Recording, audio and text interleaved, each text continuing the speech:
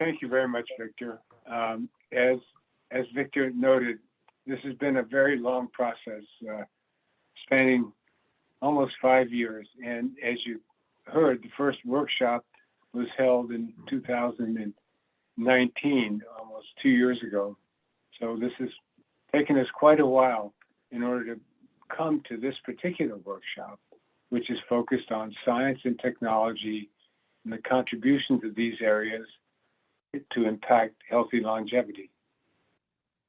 This workshop will really focus on three primary areas.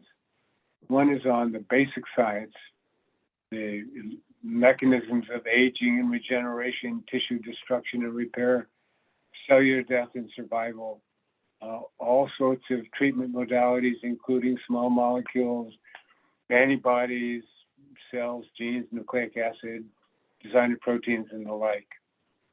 The second session will focus on advances in information technologies, including the development of large databases, machine learning, artificial intelligence tools that will inform approaches to therapeutic interventions and enhancing the quality of life.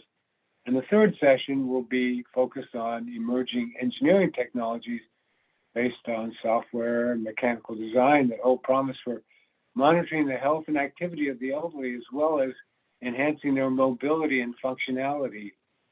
Basically, implementation sciences to continue to live productive lives. And then the last session will be to review what we've learned and also to identify gaps or opportunities that we haven't previously identified. Each of these sessions will be led by a keynote lecturer who will provide a short overview of the state of the art of the science. Obviously, in a short 20-minute introduction, it's difficult to touch on all the areas. And so in association with the keynote lecture, there is a group, that, in this case, a panel of 27 experts in the basic science of aging and longevity. And we anticipate that all of you who are taking part as discussants will be prepared to raise your hand and make contributions in the discussions that will follow a keynote lecture. Please note that at the bottom of your screen, there is a little thing that says reactions. If you push on that, there's one of the reactions, which is raising your hand. And if you raise your hand, I'll be able to see you on the screen and select you to make a specific comment relevant to the discussion. We have to keep in mind that not only the substance of the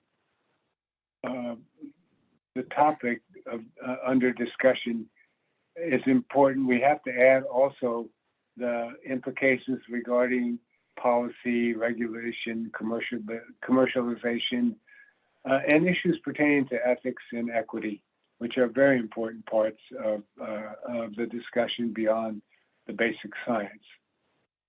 I am the moderator of the first session, and my job is to introduce the keynote lecturer for the first session, as well as to moderate the discussion after.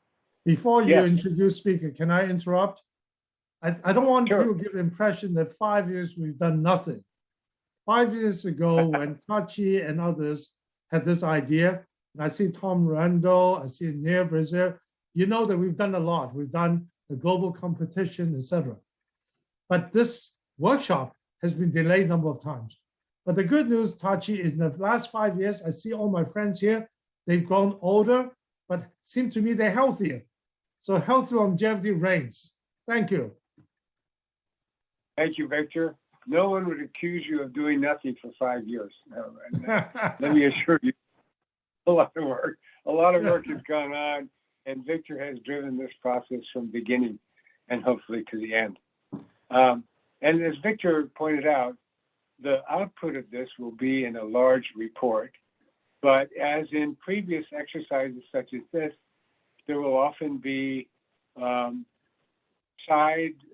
satellite reports that will be published in places that are particularly appropriate to the topic matter. For example, in a previous effort on global health risk assessment, this was in trying to prepare for the next pandemic, which was the one that came.